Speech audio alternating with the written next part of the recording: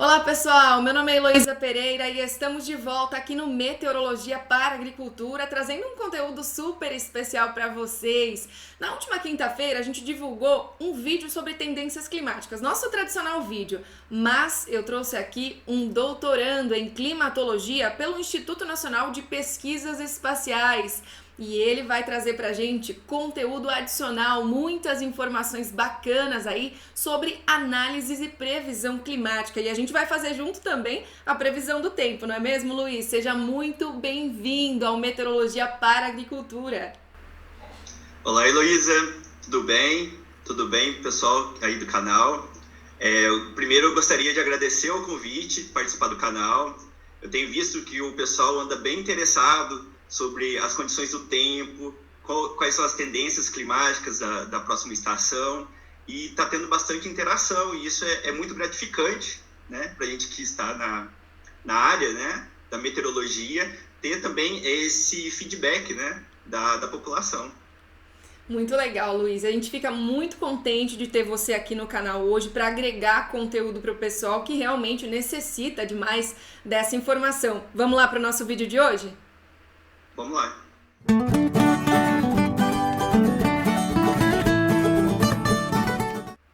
Luiz, antes da gente começar a trazer informação para o pessoal, queria que você contasse um pouquinho da sua trajetória acadêmica. Eu e o Luiz, né, nos conhecemos lá na Unifei, ele era meu veterano, mas desde então muita coisa aconteceu, né? E o Luiz já está quase concluindo um doutorado. Conta pra gente um pouquinho sobre a sua formação, Luiz.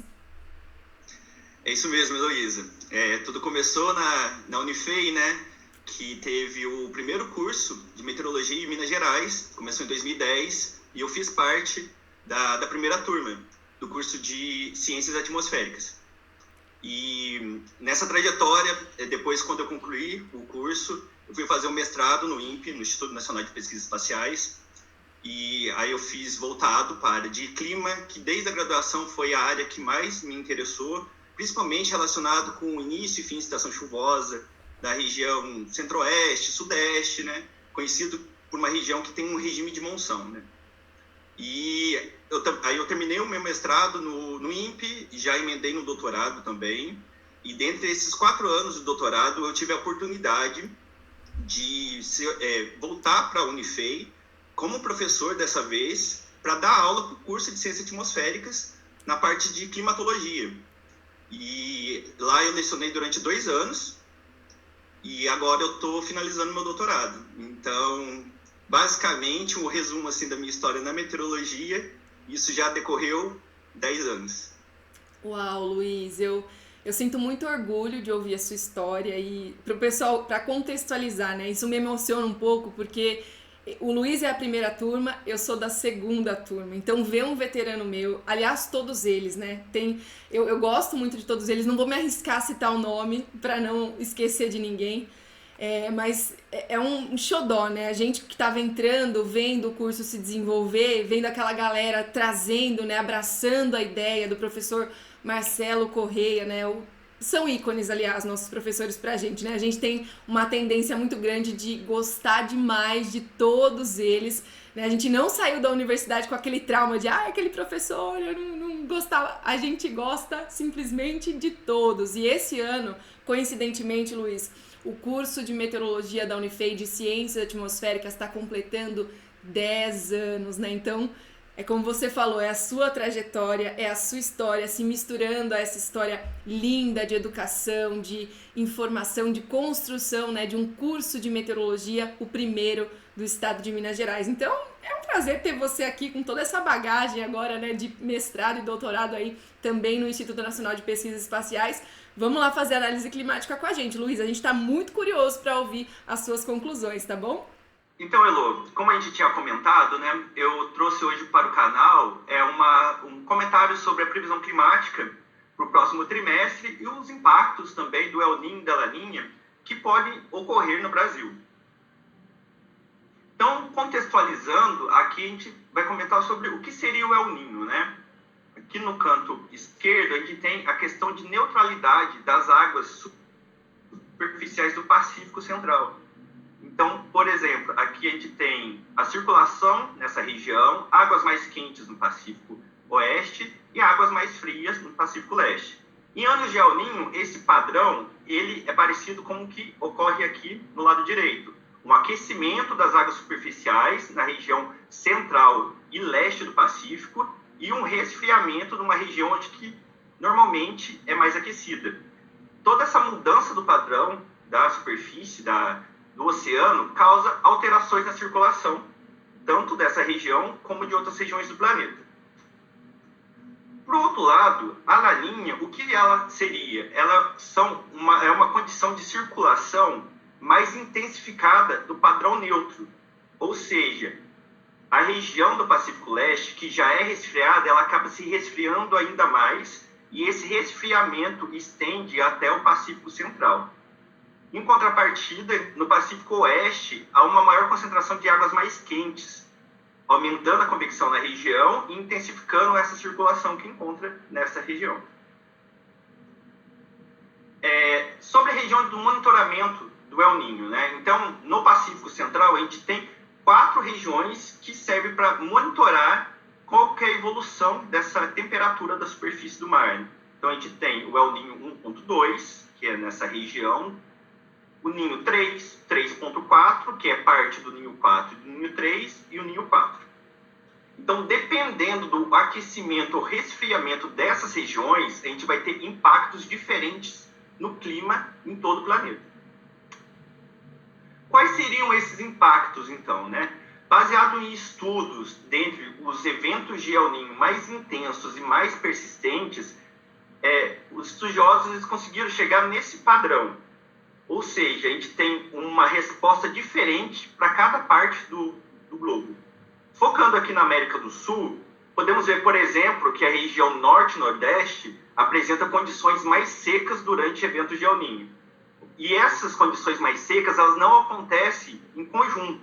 Por exemplo, na região nordeste, a gente tem casos mais secos de abril a junho, enquanto que na região do norte, do extremo norte, essas condições mais secas vão de junho até março do ano seguinte.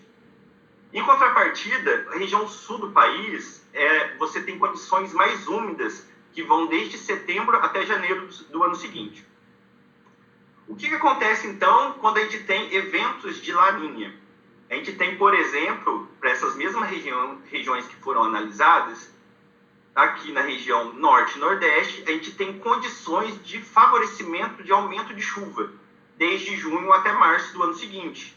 Enquanto que na região sul da América do Sul, a gente tem condições mais secas, que podem ir de agosto a dezembro.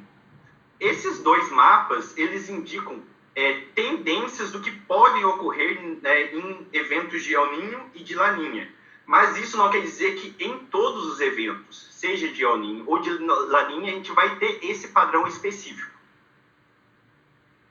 Aqui eu mostro para vocês um mapa que mostra a previsibilidade dentro da escala climática, ou seja, entre os meses, como que os eventos, qual que é a confiabilidade que a gente tem de acertar a previsão nessas regiões. Aqui, por exemplo, na região norte e nordeste, a gente tem uma alta previsibilidade. Aqui é uma região onde a temperatura é mais homogênea e os eventos que ocorrem nessa região, eles detêm um sinal mais demarcado. Com isso, os modelos conseguem indicar uma maior previsibilidade. Isso dentro da escala climática. A região sul do país, por exemplo, apresenta uma baixa previsibilidade. Aqui a gente tem eventos que causam mudanças rápidas na atmosfera, porém esses eventos eles são, em maioria das suas vezes, bem conhecidos, trazendo essa média previsibilidade. Por outro lado, a gente tem a região centro-sul e sudeste do país, que tem uma baixa previsibilidade. Isso por quê? Porque é uma região intermediária, onde a gente tem eventos que são típicos de regiões tropicais, assim como de eventos que são típicos de latitudes mais altas.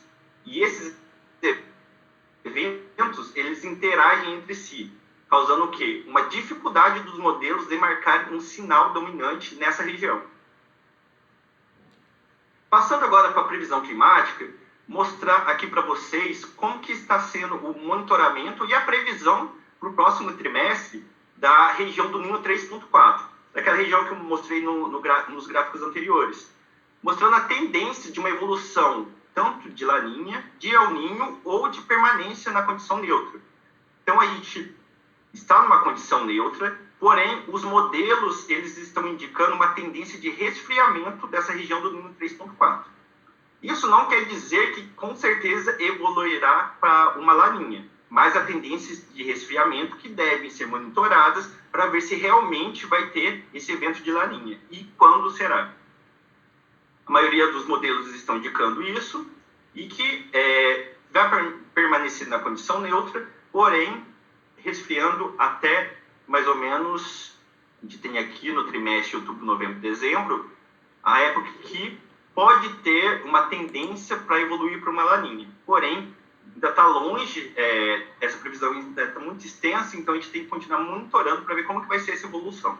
E outro detalhe, né, Luiz, que a gente vinha comentando antes de entrar aqui na apresentação, é justamente estarmos em uma época, né, de baixa previsibilidade desses fenômenos, né? A estação de transição dificulta o trabalho de vocês climatologistas, não é? Exatamente. A gente tem essas mudanças, né, da quantidade de energia que está entrando no sistema, né, e como que tem a resposta também, tanto do oceano, e dada essa mudança do oceano, como que a atmosfera vai responder a essas mudanças. Por exemplo, aqui nessas figuras, elas mostram como que é a evolução, como está previsto a evolução das condições do oceano. Essa primeira figura mostra como que o modelo europeu está indicando esse resfriamento. Tem uma grande divergência entre os membros do modelo, porém, eles indicam, em média, um resfriamento. Em todos os casos, estão indicando esse resfriamento. No caso do modelo americano, ele indica o resfriamento. Os membros eles estão convergindo com o resfriamento. O modelo americano ele apresenta uma maior convergência entre os membros, mas também indica esse resfriamento. Aqui temos a figura espacial de como está previstas as anomalias de temperatura da superfície do oceano. Então, em todos os modelos, a gente pode notar esse resfriamento na região do Pacífico Central e Leste, assim como anomalias positivas no Oceano Atlântico e anomalias positivas também em grande parte do Índico. Vale lembrar que a previsão do mês passado indicava um resfriamento muito mais extenso e anomalias muito mais expressivas na região do Pacífico.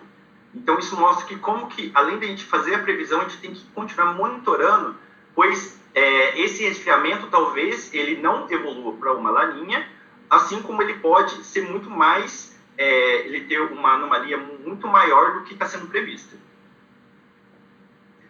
Essa figura aqui eu achei interessante trazer para explicar, por exemplo, se caso a gente tiver uma ocorrência de Laninha no trimestre de junho, julho e agosto, como que seriam os impactos na região da América do Sul. Então, de acordo com eventos passados, foi feita uma estatística para mostrar qual a correlação entre regiões que apresentam tendência mais seca quando ocorre uma Laninha de junho a agosto. Então, nessa primeira figura, essas regiões onde estão circuladas mostram as regiões que apresentam as maiores correlações para que isso ocorra. No caso, a gente tem então que essas regiões elas têm uma tendência de ter uma condição mais seca quando ocorre uma Laninha no trimestre de junho a agosto. Essa figura ela já mostra as regiões onde, dado essa condição de Laninha para esse trimestre, essas regiões vão ter uma condição próximas da média, ou seja, elas não vão ter muita alteração daquilo que já é esperado para essa época do ano. Por outro lado, nessa figura aqui, então, a gente tem demarcadas regiões onde vão ter condições de serem mais úmidas caso ocorra uma Laninha para esse próximo trimestre. Vendo agora como que os modelos estão prevendo, né, a temperatura para o Brasil, então a gente vê que na maioria deles eles mostram um aumento, né, uma tendência de estar acima da média em grande parte do país, sendo que em alguns casos eles mostram, principalmente na região sul do país, que pode estar tanto abaixo da média, assim como próximo da climatologia. Na previsão das chuvas para o próximo trimestre, a gente tem, por exemplo, essas regiões onde estão demarcadas mostram uma tendência de ter chuvas acima da média. Então, essas são regiões onde a maioria dos modelos estão indicando um aumento de chuva. Em alguns modelos indicam também um aumento de chuva não somente no extremo norte do país, mas também no leste do nordeste. Por outro lado, a região sul, que já vem sofrendo uma estiagem de vários meses, os modelos eles não estão conseguindo ter um sinal bem demarcado para o próximo trimestre. Alguns modelos indicam chuvas abaixo da média, outros indicam acima da média, mas a maioria está indicando que estará dentro da climatologia, daquilo que é esperado para essa época do ano. Então, dado todo esse contexto de como que é feita a previsão climática, os impactos que tem o El Niño e a Laninha, porque é algo que é muito comentado tanto no meio científico como entre a população, que se houver uma Laninha ou um El Niño, vai ter um determinado impacto e é certo daquilo acontecer. Pois bem, não é tão certo assim, não é determinístico. As respostas elas não são imediatas e não são, às vezes, na mesma dimensão na qual a gente imagina que pode ser. Por isso, tem que ter o quê? Um monitoramento, ou seja, um monitoramento das regiões oceânicas, pois elas, dentro dessa escala climática, são as que modulam como que o clima vai se comportar dentro das condições que elas se encontram.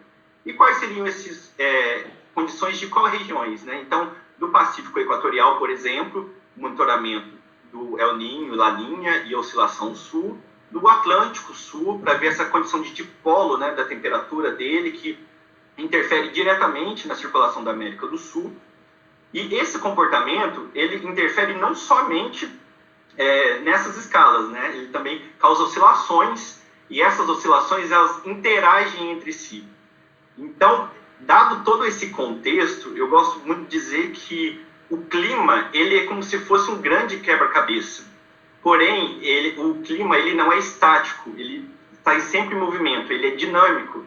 Então, a gente tem várias peças, vários fatores que se encaixam, porém, dependendo das condições que cada peça se encontra, elas vão se encaixar de uma maneira diferente. Por isso a importância do monitoramento, de tentar ter cada vez uma previsibilidade melhor desses eventos e a pesquisa a fim de melhorar essa previsão. Bom, Heloísa, com isso eu queria concluir a minha apresentação e é com você, então. Muito legal, Luiz. Olha, essa grande lista, né, de aspectos que a gente tem que ficar de olho para monitorar o clima, explica um pouquinho da dificuldade, né, dos desafios que um climatologista enfrenta diariamente. Então, o pessoal aqui do canal agradece muito, né? Eu agradeço imensamente você ter trazido essa apresentação pra gente. Vocês podem perceber que é uma visão, né, que agrega e traz um diferencial muito grande com relação ao nosso vídeo de tendência climática. Lá no Tendência Climática, Luiz, mostro só a visão ali do CFS-V2, que ele tem maior frequência de publicação. No entanto, hoje você trouxe aí uma gama de modelos para a gente conseguir enxergar quais as possibilidades para o futuro. Então, perfeito. Muito obrigada, Luiz. E agora, olha, você acha que você vai sair desse vídeo de hoje sem responder as perguntas do YouTube? Inclusive, foi você que separou pra gente, né, Luiz? Na verdade, hoje, você que selecionou as perguntas lá do pessoal. É lógico, a gente tem o prazer de responder juntos aqui, né, Luiz? Então, Heloísa, eu estava vendo as perguntas aqui do pessoal do canal e o Breno Caetano, que fala de Tadanópolis, São Paulo, ele disse que choveu cerca de 18 milímetros e que fez 4 graus com a última frente fria. Aqui ele quer saber se deve ter mais chuvas e frio vindo para a região dele.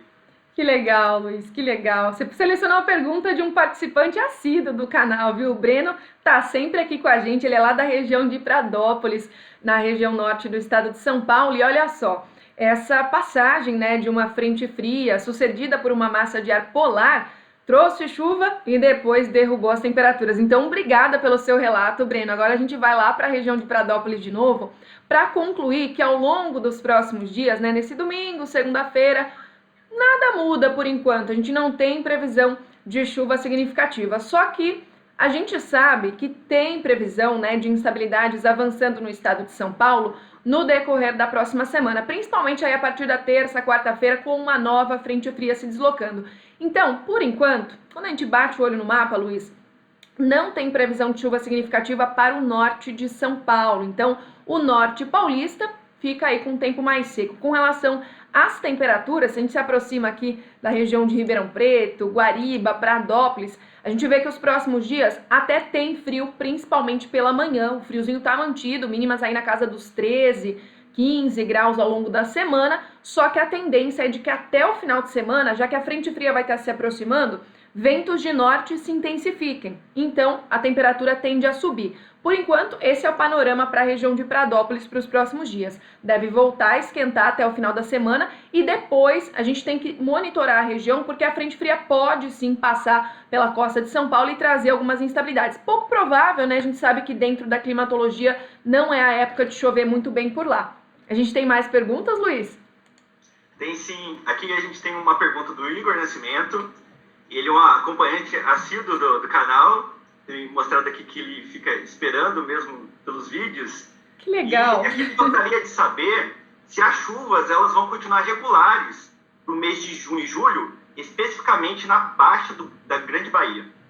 Olha só, Luiz, para a região de Baixa Grande, a gente tem previsão de algumas instabilidades nos próximos dias, principalmente, né, por conta dos ventos úmidos que sopram do mar contra o litoral baiano. No entanto, para a região de Baixa Grande, a gente vê que são acumulados bem menos expressivos, né? A região ali mais do interior da Bahia, agora no decorrer dos próximos dias, registra condição de tempo firme.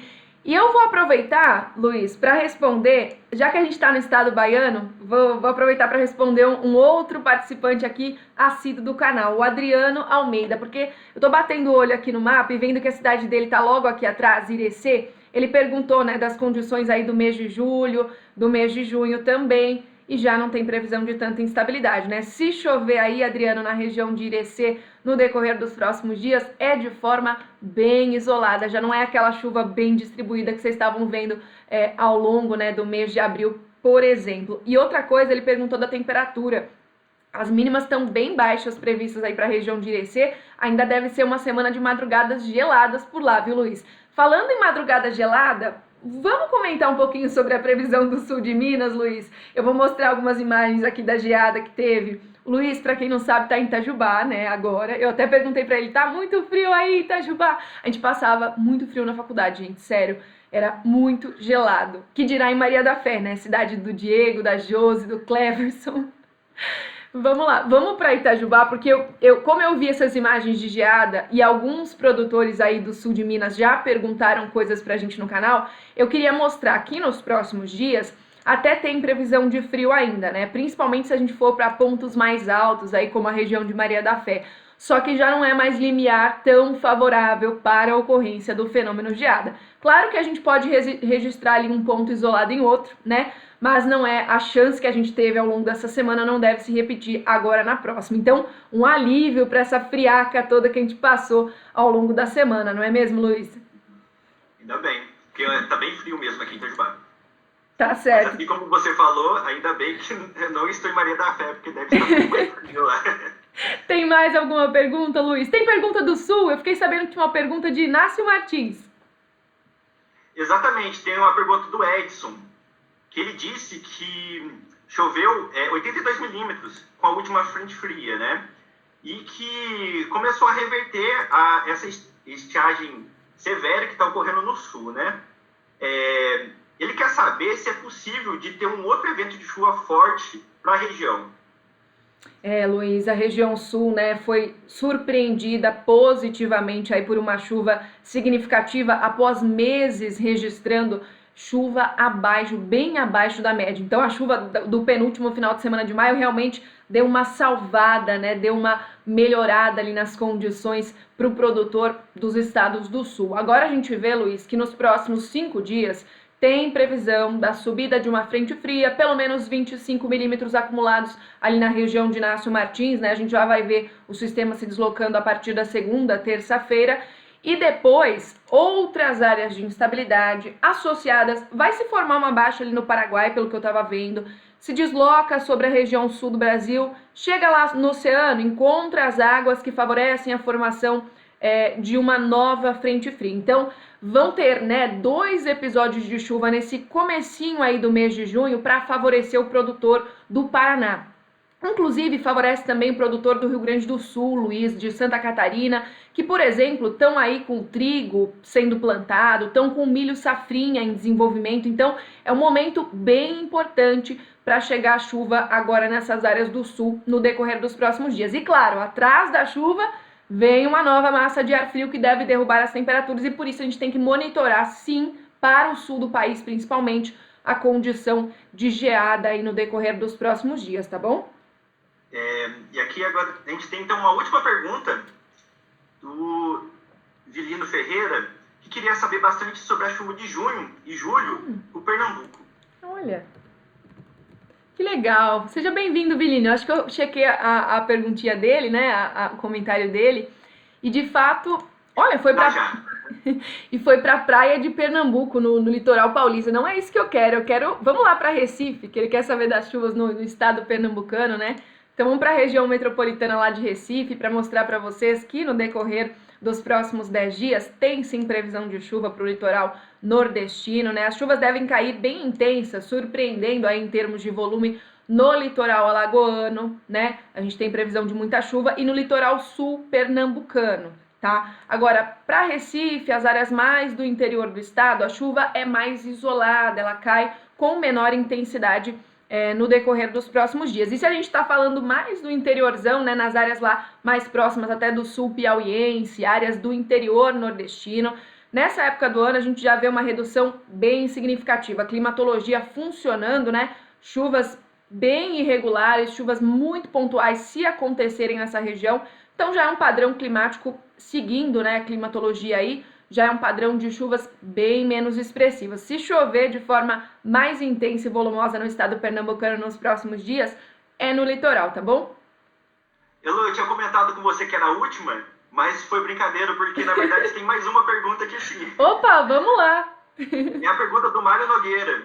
Ele fala de São Paulo, né? Ele fala que em Ilepe choveu 10 milímetros e ventou bastante. Isso causou bastante prejuízo na lavoura. E ele queria saber sobre como que vai a tendência dos próximos dias para o Vale do Paranapanema. Olha só, Luiz, que interessante. Eu lembro do comentário dele. Muito obrigada pela sua mensagem. E ele comentou que é uma área, né, de forte em agricultura, na técnica da agricultura. Então, brigadão pela sua mensagem. A gente vai comentar aqui para os próximos 5 dias, né? Se chover é uma chuva bem isolada, cai pontualmente aí no Vale do Paranapanema. Tem também aí no horizonte dos próximos 10 dias aquelas mesmas chuvas, Luiz, aqueles mesmos 2 episódios de chuva que podem atingir a região sul, podem também chegar, mesmo que de forma mal distribuída, para o Vale do Paraíba.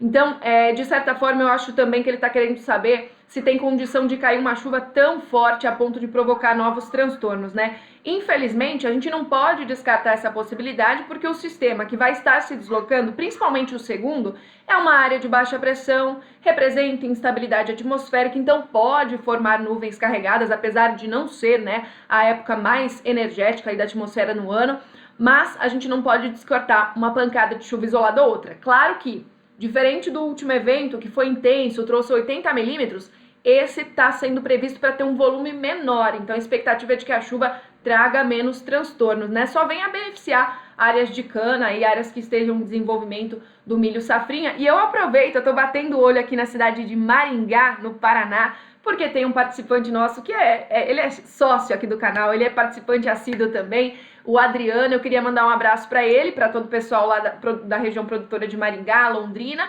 e dizer que as instabilidades chegam por aí essa semana, viu, Adriano? A frente fria e a baixa pressão passam pelo norte paranaense e devem deixar pelo menos aí cerca de 40 milímetros acumulados para as áreas de milho segunda safra.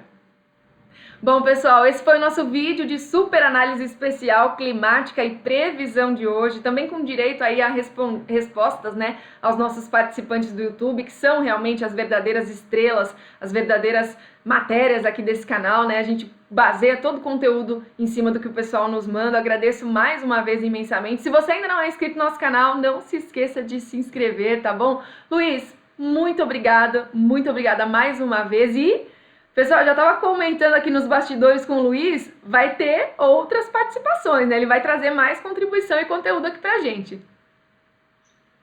Isso aí, Luísa. Então, eu gostaria de agradecer a oportunidade, ao convite de participar do seu canal. Parabéns, muito sucesso. Continue fazendo esse seu trabalho maravilhoso, trazendo a meteorologia para toda a população, uma linguagem acessível. E todo esse sucesso é reflexo do seu esforço e de quanto o amor que a gente tem também na meteorologia. Ah, Luiz, muito obrigada. Sucesso para todos nós, né?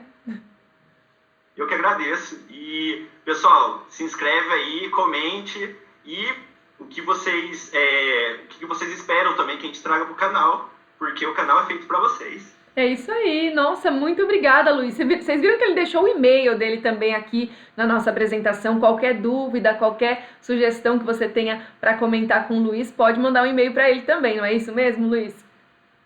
Isso aí, pessoal. Qualquer coisa pode... O meu e-mail está na apresentação. Fiquem à vontade. É isso aí, até o próximo vídeo, pessoal. Ótima semana a todos!